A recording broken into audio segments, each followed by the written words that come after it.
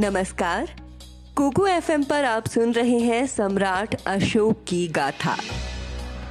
सम्राट अशोक का जन्म, उनके जीवन से जुड़ी सभी घटनाएं और कलिंग युद्ध के बाद किस तरह उनका हृदय परिवर्तन हुआ, ये सब आप इस सीरीज में जानेंगे। सम्राट अशोक, जिनकी जीवन गाथा मनुष्य के जीवन की अधोगति से उत्थान का सर्वश्रेष्ठ उदाहरण है। उनका प्रारंभिक जीवन भले ही क्रूरताओं से भरा हुआ था, लेकिन फिर भी जब वो धर्म की राह पर चले और फिर जो सिद्धांत उन्होंने दिए, उससे वो महानता के शिखर पर पहुंचे। हालांकि जब उन्होंने जीत की शुरुआत की थी, तो उनके लिए जीत का मतलब राज्य और देश जीतना था, शस्त्रों से सबको झुका लेना था।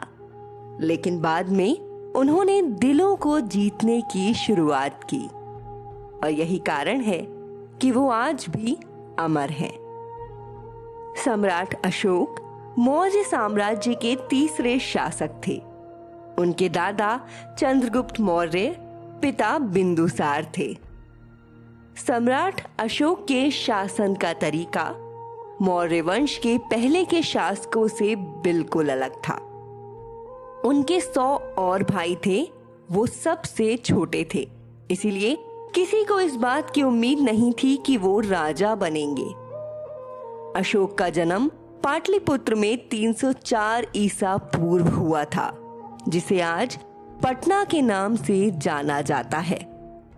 चीन ग्रंथ अशोक वादन के मुताबिक अशोक के पिता सम्राट बिंदुसार की 16 पत्नियां और 101 बच्चे थे। अशोक की माता का नाम सुभद्रांगी रानी धर्मा था। शासन प्रबंध और सैन्य प्रबंध तो अशोक को विरासत में ही मिला था। मौर्य साम्राज्य को चंद्रगुप्त के बाद दूसरे सम्राट बिंदुसार ने संभाला। बिंदुसार का सबसे बड़ा पुत्र सुसीम था, लेकिन ऐसा कहा जाता है कि बिंदुसार अपने पुत्रों में सबसे ज्यादा अशोक को पसंद करते थे।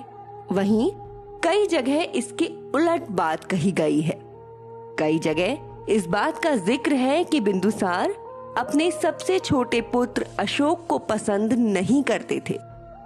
प्राचीन ग्रंथ अशोक वदान के अनुसार अशोक के पिता सम्राट बिंदुसार उन्हें नापसंद करते थे, और ये खटास पिता और पुत्र के बीच बचपन में ही आ गई थी।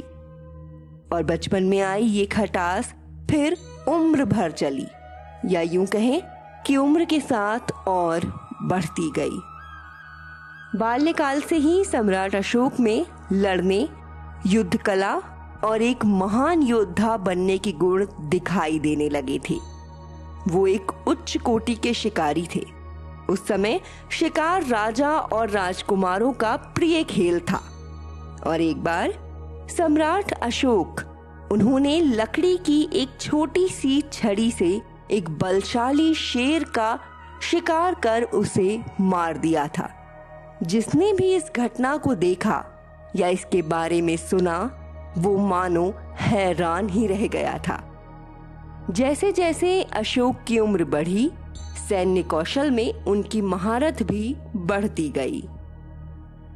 सम्राट अशोक का पूरा नाम देवनाम प्रिय अशोक मौर्य था।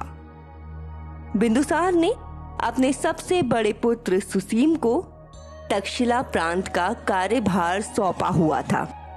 इतिहास पर गौर करें तो कुछ जगह इस बात का भी जिक्र है कि बिंदुसार के 100 पुत्रों के बीच इस बात को लेकर बहुत ईर्ष्या थी कि बिंदुसार अशोक पर अधिक विश्वास करते थे और उनकी अधिक सराहना करते थे, और लगभग हर युद्ध में उन्हें ही सेनापति बनाते थे।